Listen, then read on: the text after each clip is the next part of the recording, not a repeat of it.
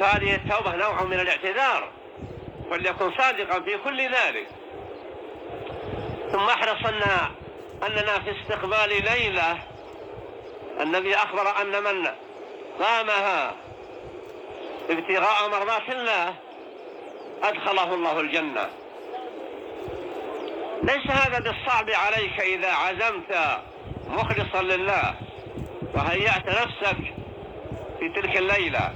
النبي اعتكف 10 أيام من الشهر من أول رمضان، فعلم أنها ليست في العشر الأول، فاعتكف 10 في الوسط فعلم أنها ليست فيه، ثم تأكد أنها في العشر الأواخر ولم يحددها بدقة، لكنه ذكرها. ثم تلاحى 2 من الصحابة صار بينهم خصومة فأنسيها، فقال التمسوها في أوتار العشر، يعني من اليوم 21 أو 23 أو 5 أو 27، وأرجاها.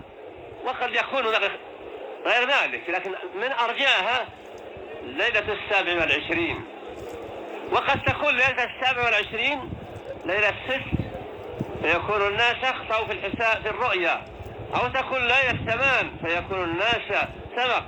احرص على أن تحتاط لها بحيث تؤدي على الأقل متأكدا ليلة قبلها وليلة بعدها لعلك أن تفوز. ثم إن الفوز بدخول الجنة ليس كفوز تجارات الدنيا